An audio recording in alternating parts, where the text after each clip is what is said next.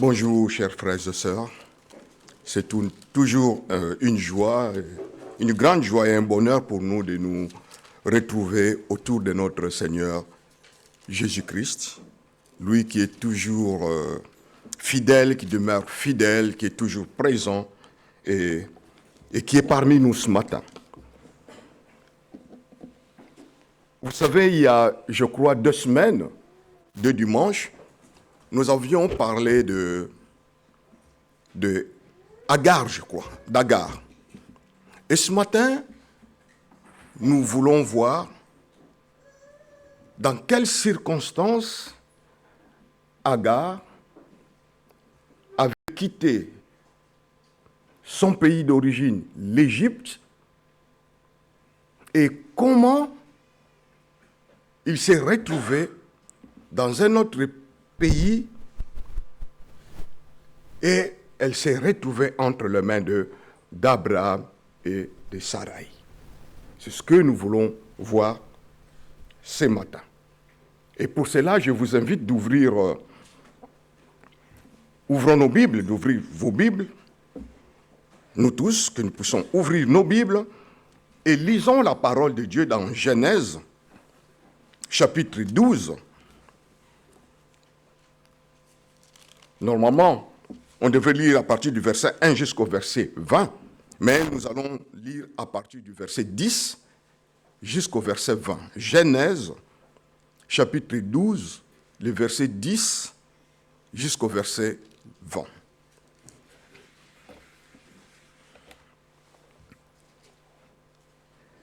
Genèse, chapitre 12, verset 10 à 20. Nous lisons la parole de Dieu et pour sa seule et unique gloire. Le verset 10. Il y eut une famine dans le pays, et Abraham descendit en Égypte pour y séjourner, car la famine était grande dans le pays.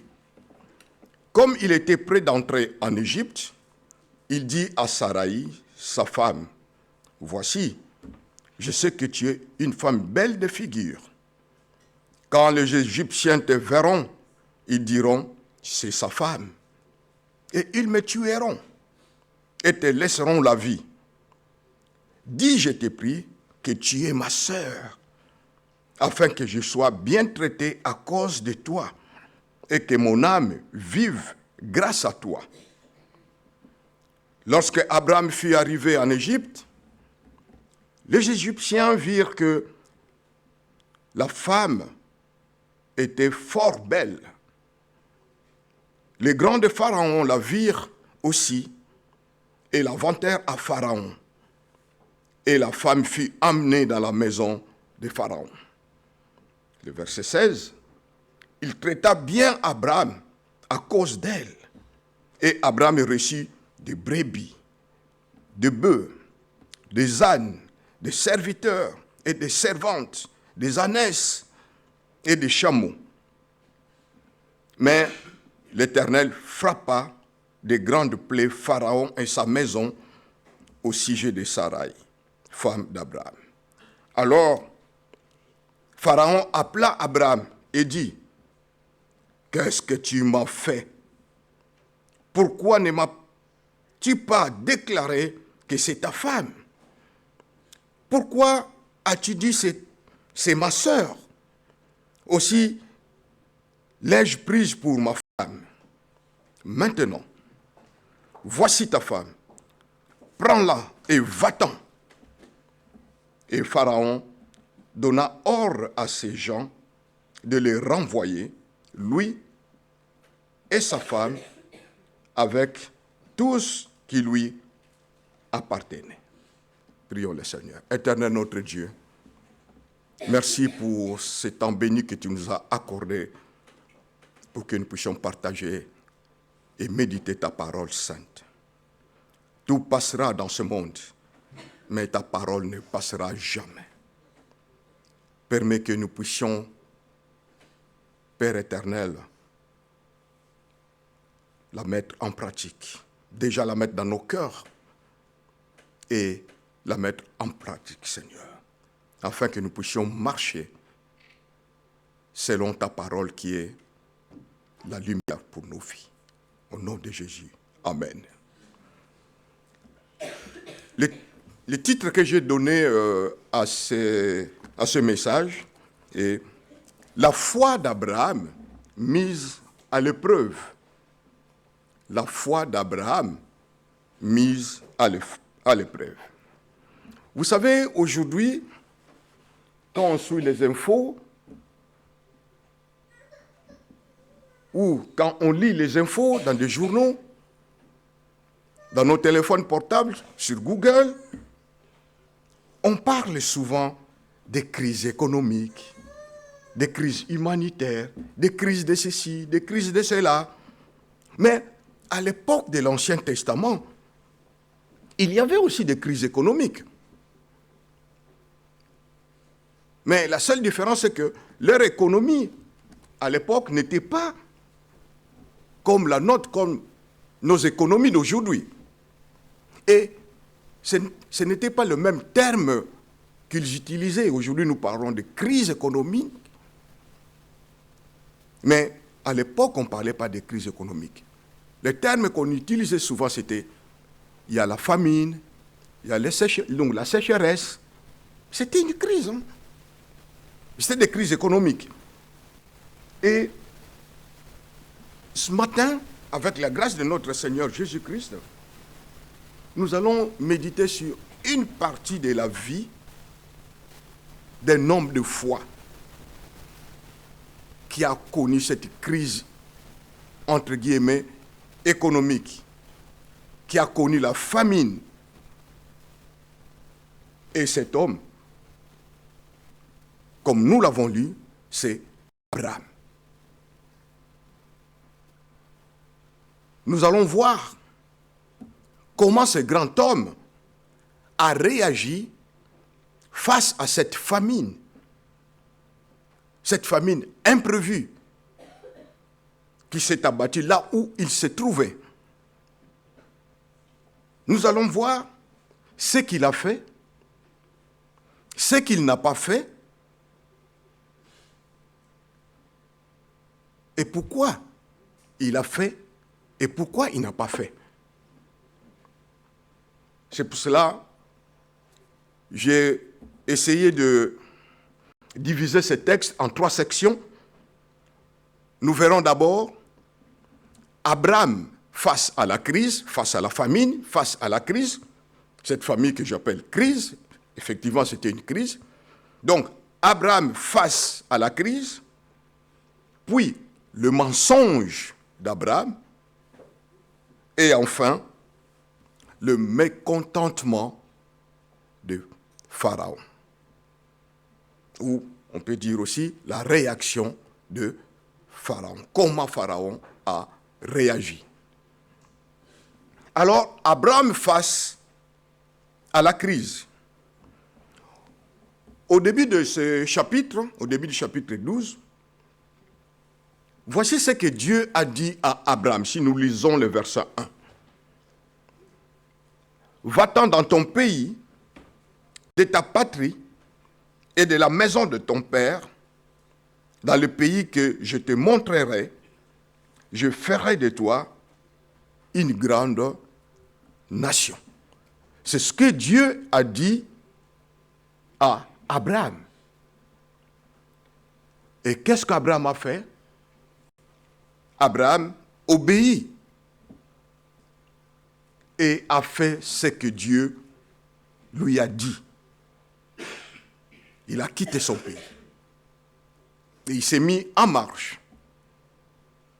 Par son obéissance, nous voyons en lui une démonstration de la foi remarquable. Oui, c'était une grande foi qu'il a démontré Abraham. Il a obéi et il est parti. C'est pour cela dans Hébreux 11, le verset 8, il est dit ceci. C'est par la foi qu'Abraham, lors de sa vocation, obéit et partit pour un lieu qu'il devait recevoir en héritage et qu'il est parti sans savoir où il allait.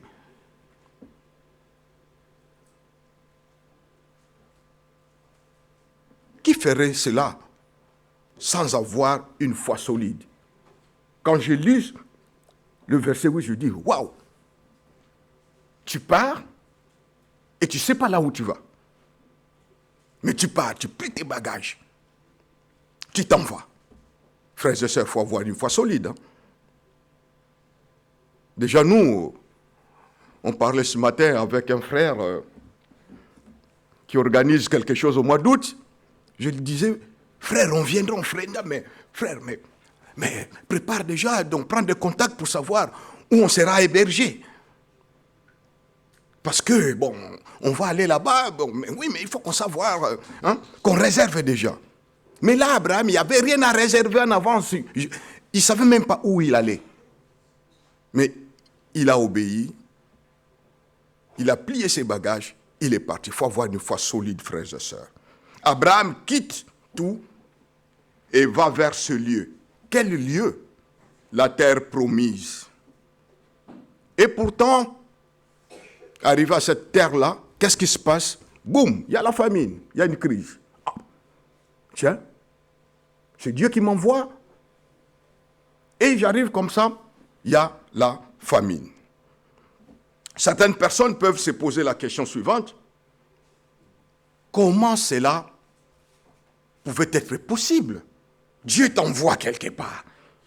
Tu arrives là-bas, boum, problème, un grand problème. Oh. Est-ce que je suis dans la volonté de Dieu ou pas? Abraham était dans la volonté de Dieu? La réponse, oui. Il était au milieu de la volonté de Dieu, pas en dehors. Au milieu de la volonté de Dieu. Mais il connut une famine. Certains pourront dire, mais comment Dieu peut l'envoyer là où il y a une famine? Mais il arrive, il y a une crise. Il était là par obéissance à Dieu. Nous pouvons nous poser cette question. Il est arrivé là, est-ce qu'il était là par l'obéissance de Dieu? La réponse, oui. Cette terre était un cadeau de Dieu. Mais au verset 10, toujours chapitre 12, nous lisons ceci. Il y eut une famine dans le pays et Abraham descendit en Égypte pour y séjourner. Car la famine était grande dans le pays. La Bible précise que la famine était grande dans le pays. Dieu l'envoie là-bas, il arrive, une famille très grande dans le pays. Au milieu de l'obéissance, au milieu de la volonté de Dieu, il y avait la famine. Il y avait la famine.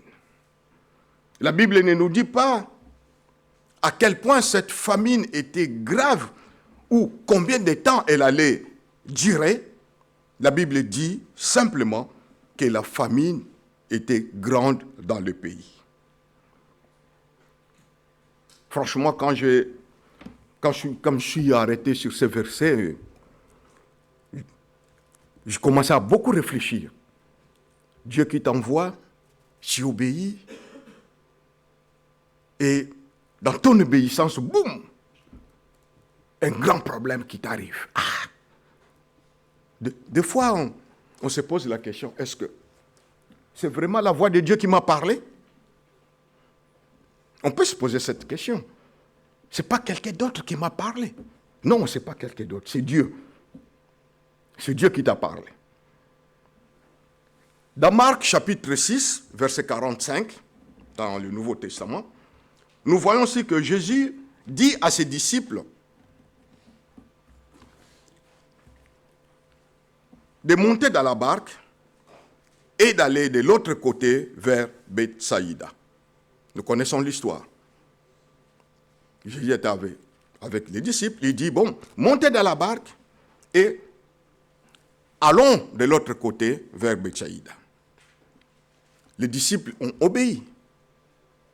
Les disciples étaient-ils dans la volonté du Seigneur en faisant ce que Jésus leur avait demandé de faire?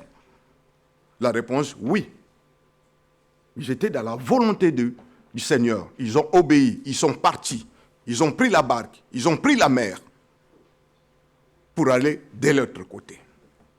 Et pourtant, en obéissant à Christ,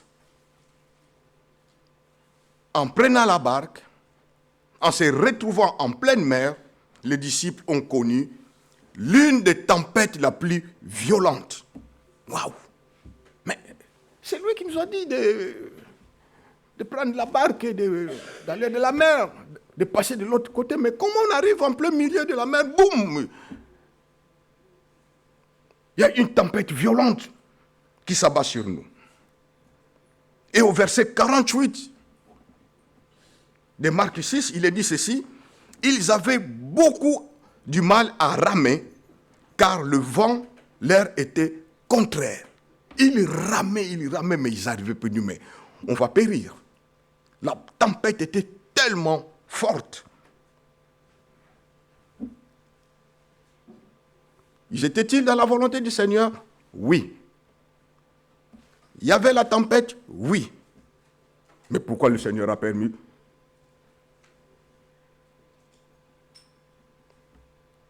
Moi, je me rappelle, il y a certains, surtout les militaires, on les envoie quelque part, après dit, mais chef, mais tu nous envoies à la mort. Tu savais que ce n'était pas possible, la mission que tu nous... Tu savais qu'il y avait des ennemis là-bas, mais tu nous envoies là-bas pour mourir.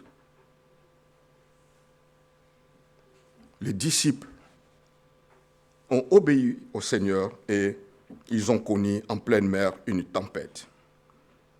Ne pensons jamais que la voie du Seigneur, frères et sœurs, est toujours un chemin doux et calme. Non. Non. La voie du Seigneur n'est pas toujours le chemin le plus doux et le plus calme. Ne pensons pas comme ça, frères et sœurs. Parfois, les chemins les plus difficiles peut être le chemin du Seigneur pour nous. Parce que souvent, nous croyons que le chemin du Seigneur, c'est toujours, il n'y aura pas de problème, ça sera tranquille, calme. Non, pas du tout. Pas du tout. Et méfions-nous de certains messages que nous entendons à droite, à gauche, que quand tu deviens chrétien, quand tu deviens enfant de Dieu, tu ne seras jamais pauvre. Tu ne vas jamais tomber malade. Tu ne seras jamais au chômage. Tu ne seras jamais ceci, jamais cela. C'est faux, frères et sœurs. Méfions-nous de ce genre de messages. Souvenons-nous d'Abraham. Souvenons-nous de ses disciples. Ils étaient pleins dans la volonté du Seigneur. Ils étaient vraiment dans l'obéissance du Seigneur. Mais Abraham a connu la famine. Les disciples ont connu la tempête. Le pays de Canaan représentait le meilleur de Dieu pour Abraham. C'est vrai. Le meilleur endroit. Et c'est lui où le Seigneur vous place. Le meilleur endroit pour nous, pour moi, c'est là où Dieu me place. Même si c'est difficile, c'est le meilleur lieu, le meilleur endroit que Dieu te place. Et là où Dieu te place, là où Dieu me place, le Seigneur pourvoira à tes besoins. Là où le Seigneur te place, frères et sœurs, même si c'est difficile, le Seigneur pourvoira à tes besoins. Pourquoi? Parce que c'est lui qui t'a placé là. Oui, dans la vie, nous avons des épreuves, nous tous, hein?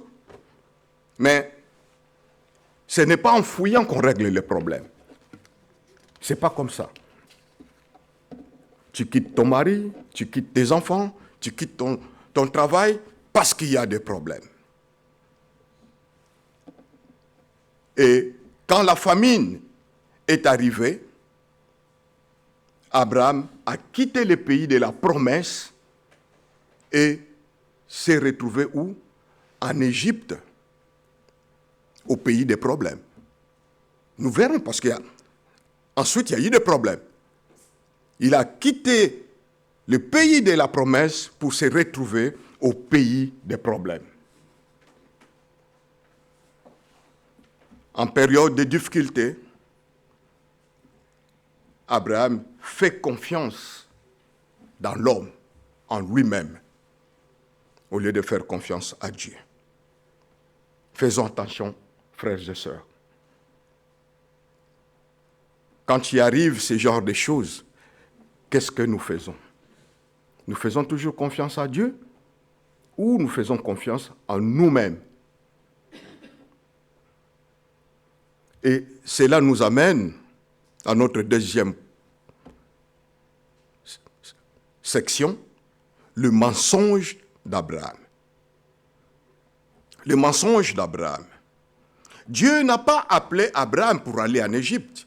Nulle part on a lu dans la Bible que Dieu a dit à Abraham, va-t'en de ton pays, de ta patrie, de la maison de ton père, pour aller en Égypte. Non, Dieu n'a pas dit ça à Abraham. Dieu a dit, va-t'en de ton pays, de ta patrie, et de la maison de ton père, dans le pays que je te montrerai. Dieu ne lui a pas montré Égypte. Dieu ne lui a pas montré Égypte. Mais Abraham est parti en Égypte. Abraham n'a pas demandé à Dieu de lui montrer ce qu'il doit faire quand il y a eu la famine. Nulle part nous lisons dans les passages que quand il y a eu cette crise, la famine, la Bible ne nous dit pas qu'Abraham a prié. La Bible ne nous dit pas qu'Abraham a consulté Dieu. La Bible ne nous dit pas qu'Abraham a demandé la volonté de Dieu. Que dois-je faire? Rien de cela n'est écrit dans la parole de Dieu. Il n'a pas demandé à Dieu de lui montrer ce qu'il fallait faire. Il est allé en Égypte seul, sans d'abord prier à ce sujet, sans même demander au Seigneur de les guider. Non. C'est comme nos enfants, à 18 ans. Ils savent tout savoir à 18 ans. Ils font des choses sans même demander mes conseils aux parents. Une fois, j'ai dit à mon fils, mais t'as fait des choses, mais tu nous as pas dit quoi que ce soit. Oh papa, mais je suis assez grand. Hein? Ah bon? Donc, tu es assez grand, notre avis ne compte plus maintenant. Nos conseils ne comptent plus maintenant. Mais quand ça fait faire boum, qu'est-ce que ces enfants font maintenant? Ils reviennent vers leurs parents. Oh papa, tu sais... Ah bon? Je sais quoi. Hein? C'est comme ça. Et c'est ce qu'Abraham a fait. Ce qu'Abraham a fait. Il est parti, il n'a même pas demandé à Dieu de les guider. Dans la Bible, l'Égypte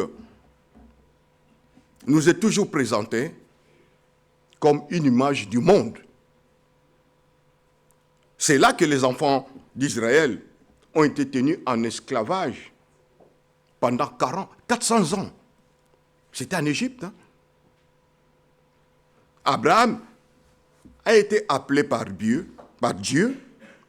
Il a été choisi par Dieu, mais il a décidé d'aller en Égypte comme s'il n'y avait pas Dieu. C'est terrible, hein? Choisi par Dieu, appelé par Dieu, mais il va en Égypte sans Dieu. Il est allé de lui-même. C'est ce que nous faisons des fois, nous, les chrétiens d'aujourd'hui. Par un coup de tête, par X ou quoi, ou X, Y raison, je décide ce que je dois faire et je le fais, je ne consulte même pas Dieu. Au lieu de faire confiance à Dieu, qu'est-ce qu'il a fait? il a élaboré un plan pour faire face à la famine. Il a élaboré son plan. Ah, la famine est grande, qu'est-ce que je fais? Bam! Je descends en Égypte pour fuir la famine ici. Et vous vous rappelez quand on a parlé d'Agar, Sarah aussi avait élaboré son plan. Elle attendait le fils que Dieu leur avait promis, Isaac. Ses fils ne venaient pas. Et elle était stérile. Qu'est-ce qu'elle a fait? On a parlé de ça il y a 2 semaines. Qu'est-ce qu'elle a fait? Elle a élaboré un plan.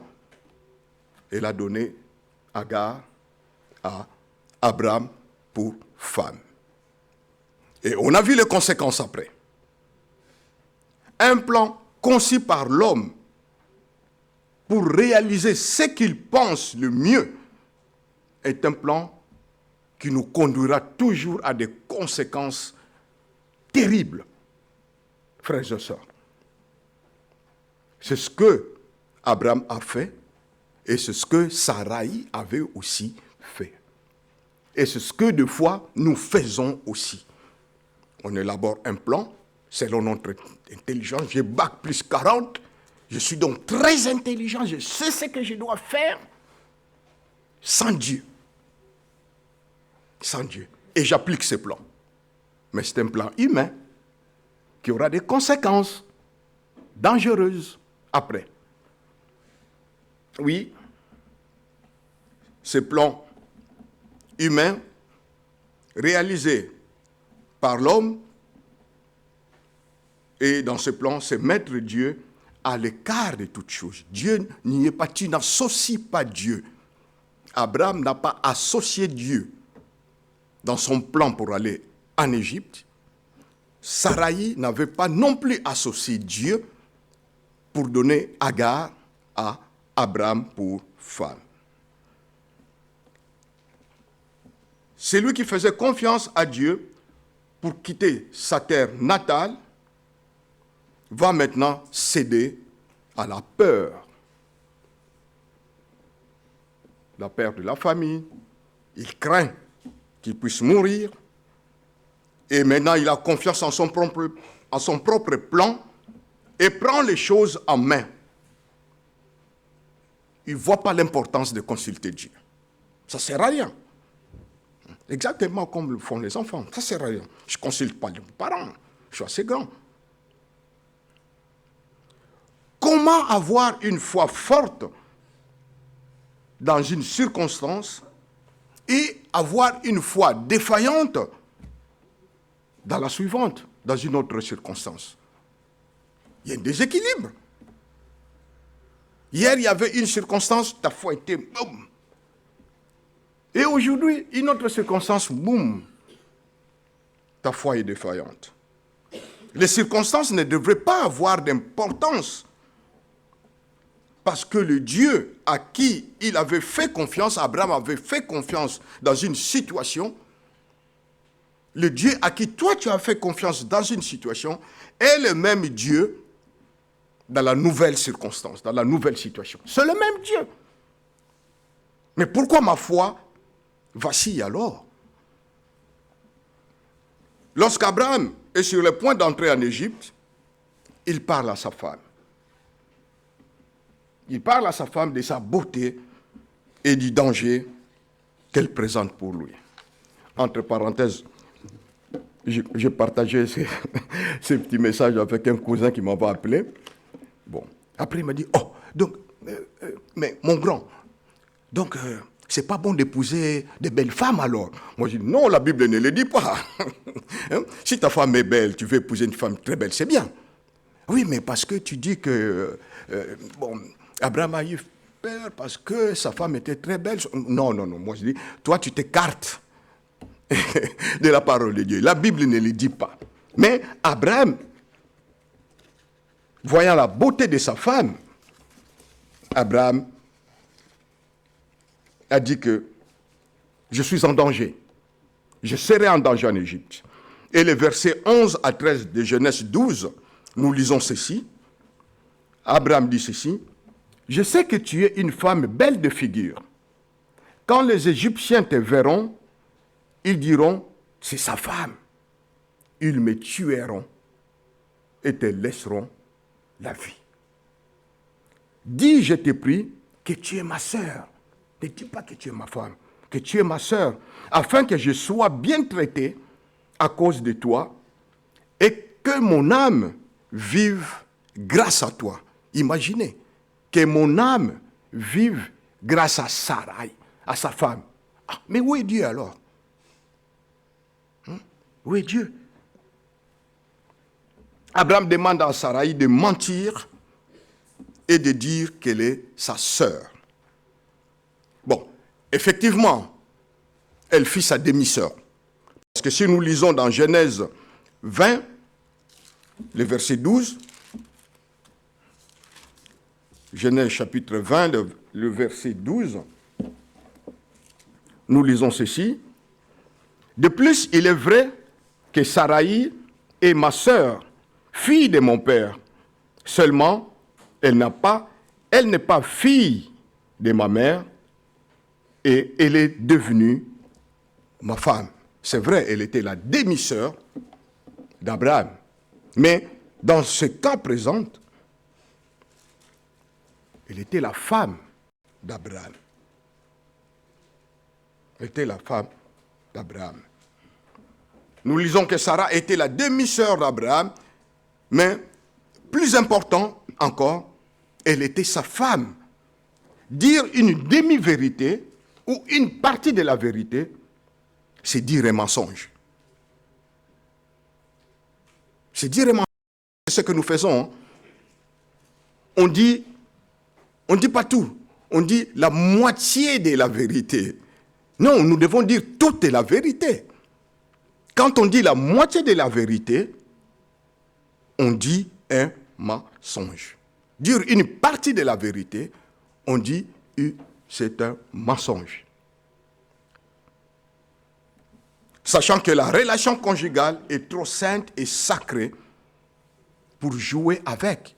Abraham ne pouvait pas jouer avec cette relation conjugale qu'il avait avec Sarah. On ne joue pas avec ça parce que c'est sacré. Au lieu de faire confiance à Dieu, Abraham fait confiance aux Égyptiens pour les garder en vie. Et il fait confiance à sa femme pour que son âme vive grâce à elle et non grâce à Dieu. Donc ça voudrait dire que si Abraham devait vivre en Égypte, c'est grâce à Sarah et pas grâce à Dieu. Donc Dieu n'est pas là dans tout ce qu'il lui dit. Dieu n'y est pas, il n'associe pas Dieu. Abraham croit plus aux mensonges qu'il a fabriqués qu'aux promesses qu'il avait reçues de Dieu. Voici ce qu'il dit au verset 12. Quand les Égyptiens te verront, ils diront c'est ma femme et ils me tueront et te laisseraient en vie. Il croyait vraiment à cela, que les Égyptiens me tueront. Abraham, il a oublié une chose, que Abraham ne pouvait pas mourir en Égypte, jamais. Même s'il est parti sans consulter Dieu, Abraham ne pouvait pas mourir en Égypte. Pourquoi? Parce que la promesse que Dieu lui avait faite n'est pas encore accomplie. Dieu lui avait dit que tu auras un fils. Ta femme mettra au monde un fils, Isaac. Isaac n'est pas encore né. Quand Dieu fait la promesse, il l'accomplit. Abraham a tout oublié cela. Dieu n'est pas un homme pour mentir. Quand il dit une chose, il l'a fait. Donc Abraham ne pouvait pas mourir en Égypte parce que la promesse de Dieu n'était pas encore accomplie. Quelle promesse? Dans Genèse 12, le verset 2 et 3, nous avons lu ceci. Dieu dit, « Je ferai de toi une grande nation et je te bénirai. Je rendrai ton nom grand et tu seras une source de bénédiction. » Voilà ce que Dieu a dit à Abraham. Et cela n'est pas encore réalisé. Pourquoi il devait mourir en Égypte? Même s'il est parti sans consulter Dieu, il n'allait pas mourir. Dieu allait toujours garder Abraham. Mais lui, il dit, dis des mensonges, Sarah, pour que je puisse vivre grâce à toi. Waouh, grâce à toi. Genèse chapitre 3, au verset 1 et 16, on ne va pas lire. Ève a péché dans le jardin d'Éden parce qu'il croyait au mensonge du serpent, qu'elle ne croyait à ce que Dieu avait dit. Ève a cru au mensonge du serpent. L'apôtre Pierre, quand il a péché, quand il est tombé, pourquoi? Parce qu'il croyait plus à ses propres mensonges, Pierre, qu'il ne croyait à ce que Jésus lui disait. Jésus lui disait, Pierre, avant que le coq chante, tu me régneras 3 fois. Pierre dit, non Seigneur, jamais. Ah, jamais. Ok. Il croyait plus à son mensonge. Abraham croyait plus à son mensonge. Que je ne mourrai pas pour qu'il ne puisse pas me tuer. Je vivrai grâce à toi. Et c'est triste de voir un enfant de Dieu se détourner de la vérité pour choisir le mensonge. Des fois, c'est ce que nous faisons. On met la vérité de côté, on choisit le mensonge. Si nous sommes sincères devant le Seigneur, il y a des moments où le mensonge surgit dans nos cœurs. Soyons honnêtes envers nous-mêmes, en commençant par moi-même. Il y a des fois, les mensonges surgissent dans nos cœurs pour essayer de justifier quelque chose. Surtout au travail. Quand tu sais que tu as fait une erreur et que tu sais les conséquences graves que le chef va te sanctionner. Oh non, chef, non, c'est pas moi, j'ai pas vu ça. Hein. J'ai pas vu ça. Et pourtant, tu avais vu. Hein. Mais quand ça devient, il y a des sanctions, une lettre de demande d'explication ou bien mise à pied. Ah non. C'est arrivé dans mon service à un moment. Tout le monde disait non, on n'a rien vu.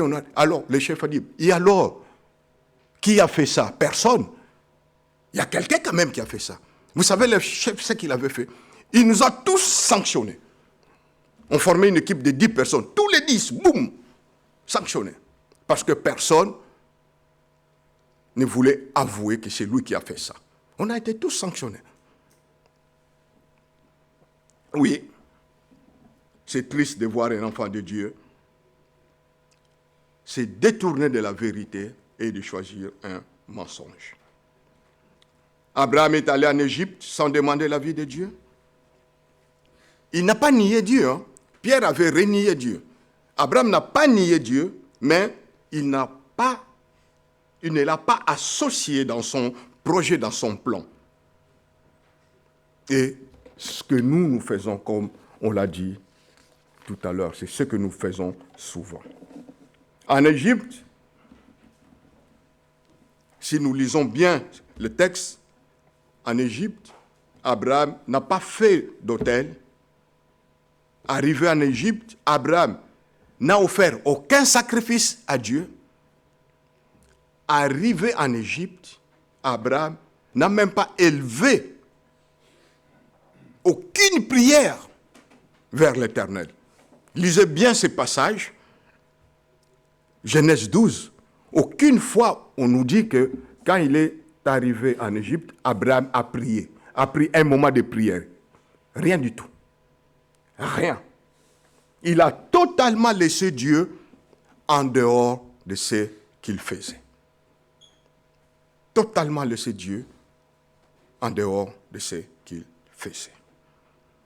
On va aller vite. Le troisième point, le mécontentement de Pharaon, ou la réaction de Pharaon. Frères et sœurs, la Bible nous dit que Dieu ne nous traite pas comme nous le méritons. Il ne nous traite pas selon nos péchés. Il ne nous punit pas selon nos iniquités, mais il nous traite toujours avec grâce et miséricorde.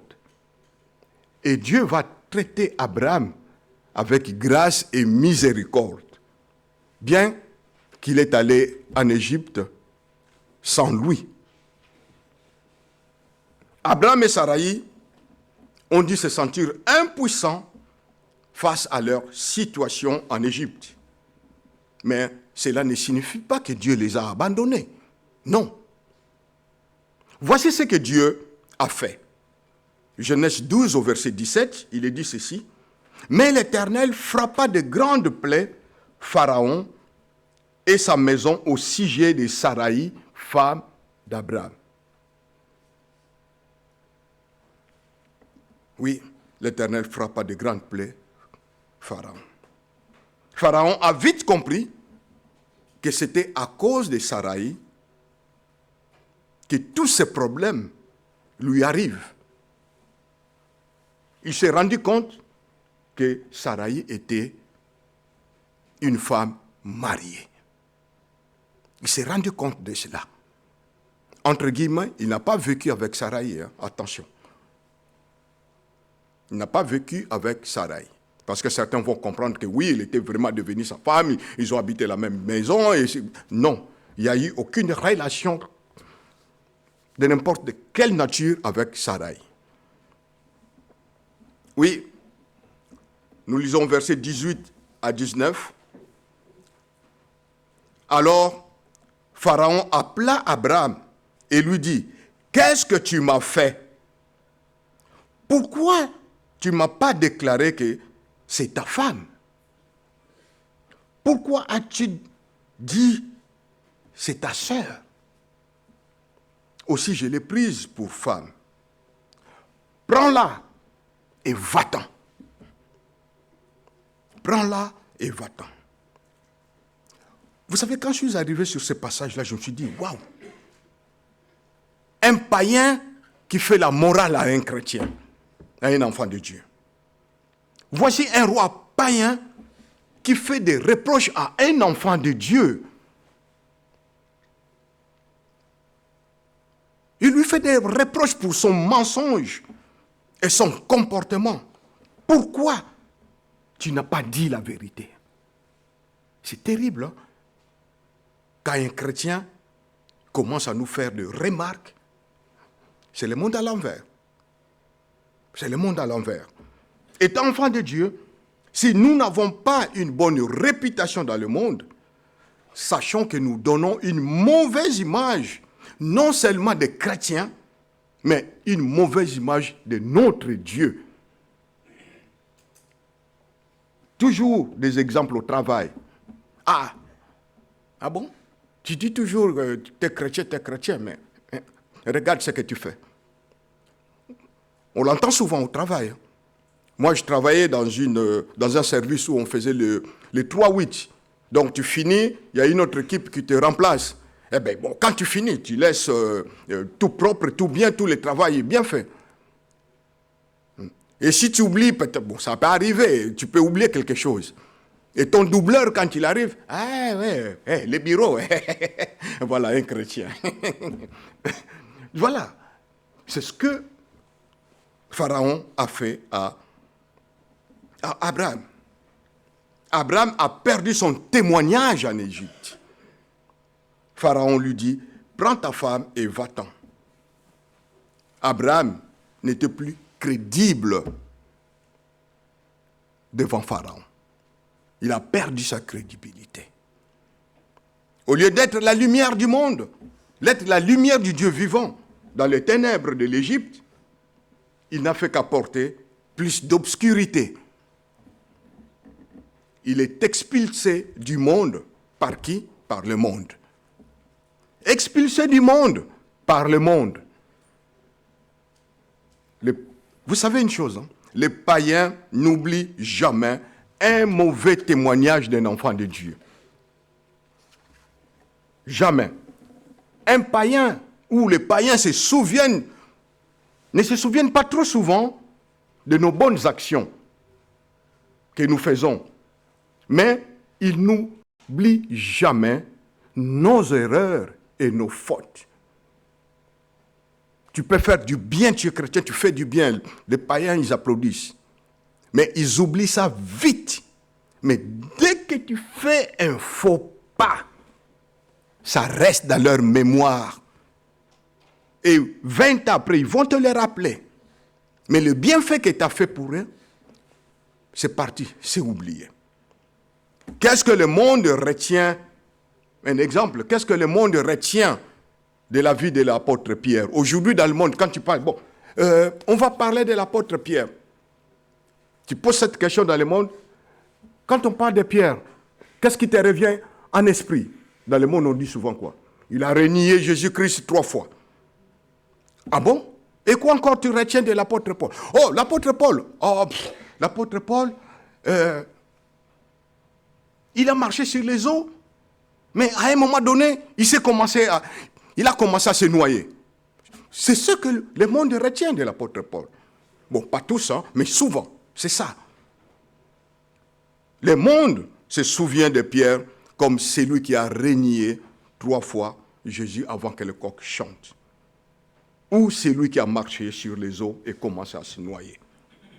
Faisons attention, frères et sœurs. Le monde n'oublie jamais, je le répète encore, le monde n'oublie jamais nos erreurs et nos faux pas. Et nous aussi, enfants de Dieu, nous ne devons pas toujours mettre dans notre cœur, dans notre esprit, dans notre tête, les erreurs d'un enfant de Dieu, les faux pas d'un enfant de Dieu. Parce qu'on est enfant de Dieu. On se pardonne réciproquement. Et on oublie, on tourne la page. Si vous restez toujours sur les erreurs de ton frère, sur les erreurs de ta sœur, tu agis comme un païen. Tu agis comme un païen. En tant qu'enfant de Dieu, on se sépare, on tourne la page. C'est fini. Abraham sortit de l'Égypte avec beaucoup de biens. C'est la Bible qui le dit. Des brebis, de bœufs, des serviteurs, des servantes. Cependant, toutes ces richesses vont lui causer de sérieux problèmes dans sa vie. De sérieux problèmes dans sa vie. Et parmi ces servantes qu'il a ramenées de l'Égypte, quand il est sorti, il y avait une fille égyptienne qui s'appelait Agar. Voilà dans quelles circonstances Agar est sortie de l'Égypte. Quand Pharaon, on peut dire, a chassé Abraham, il lui a dit, allez, va avec toutes tes richesses. Et Agar est devenu un problème pour Abraham et Sarai. Nous n'allons plus revenir là-dessus parce qu'on a vu ça il y a 2 semaines. Ce que nous pensons être la meilleure bénédiction du monde, parce qu'Abraham est sorti, non pas les mains vides, avec des richesses. Hein. La Bible le dit, de bœufs, avec beaucoup de biens, avec des serviteurs, des servantes. Ce que nous pensons être la meilleure bénédiction du monde deviennent souvent le plus grand fardeau de la vie. Attention. On est content. Ah, j'ai eu ça, j'ai eu ça, j'ai eu ça. Oui. Mais ça peut devenir un plus grand fardeau de la vie. À moins que si cela vient de Dieu, ça ne deviendra jamais un fardeau de la vie. De retour au pays de Canaan, au chapitre 13, nous n'allons pas lire cela, au lieu où il avait bâti l'autel pour Dieu, Abraham invoqua le nom de l'Éternel. Quand il est sorti de l'Égypte, arrivé au camp de Dieu, il a bâti un autel et invoqua le nom de l'Éternel. Mais quand il était en Égypte, il n'a pas bâti d'autel et il n'a pas invoqué le nom de l'Éternel en Égypte. Sa foi a failli à cause de la crise, à cause de cette famine. Mais sa réponse, en sortant de l'Égypte, sa réponse a été de chercher Dieu. De chercher Dieu. Lorsque nous échouons, frères et sœurs, nous devons nous tourner vers Dieu dans la repentance et l'humilité. C'est ce que Abraham a fait. Le fils prodigue n'a connu ni joie, ni rétablissement tant qu'il ne fut pas revenu à l'endroit où il s'était garé. Dans Luc chapitre 15, le fils prodigue était revenu jusqu'auprès de son père et s'est humilié devant son père. Frères et sœurs, nous n'allons pas résumer toute la vie d'Abraham sur cette crise, sur cette famille, non. Ce n'est qu'une partie de la vie d'Abraham. Attention, ne résumons pas la vie d'Abraham à ce petit faux pas. Non, ce n'est pas ça. Abraham a fait beaucoup de choses. C'est pour cela qu'il figure dans la liste des héros de la foi dans Hébreux 11. Mais ça, ce n'est qu'une partie de sa vie. Et pour finir, frères et sœurs, ce qui s'est passé avec Abraham face à la famine peut arriver à n'importe qui d'entre nous. Si nous perdons de vue notre Seigneur, dans toute chose, si nous perdons de vue notre Seigneur, nous risquons d'agir comme Abraham a agi. Si nous regardons le monde et les soucis de la vie, au lieu de fixer nos yeux vers Jésus-Christ, nous risquons de faire des compromis avec le monde. Abraham a regardé les soucis de la vie, la famine.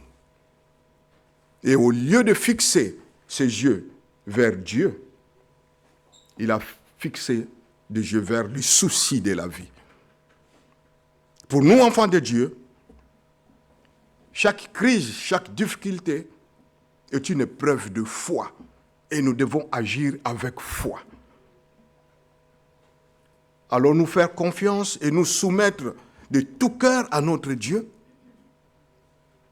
Ou allons-nous faire confiance à nos plans personnels élaborés par nous-mêmes, comme l'a fait Abraham? Mais le Seigneur veut que nous puissions lui faire confiance en toutes choses, dans de bonnes circonstances ou dans des circonstances mauvaises. Il y a un cantique qu'on chante souvent qui dit « C'est lui qui met en Jésus une pleine confiance, jamais ne chancelle plus. Complète est sa délivrance. » Mettons donc notre confiance en Jésus-Christ en toutes choses. Prions le Seigneur. Éternel, merci pour ce bel exemple que tu nous donnes dans ta parole concernant une partie de la vie d'Abraham. Fortifie-nous, Seigneur, en fait qu'à chaque chose, en chaque circonstance, nous puissions fixer nos yeux vers toi. Et qu'on ne puisse pas avoir confiance en nous-mêmes. Parce qu'en faisant cela, Seigneur, nous ne t'associons pas, Seigneur, à nos plans. Et qu'à chaque chose que nous pouvons faire, que nous puissions t'associer, que toi tu puisses être présent. Parce que toi tu veux toujours notre bien et que nous puissions rester des chrétiens solides, fermes. Notre foi puisse rester ferme en toutes choses, Père de gloire. Et c'est de cette façon que nous allons te glorifier dans notre vie. Au nom de Jésus, nous t'avons ainsi prié. Amen.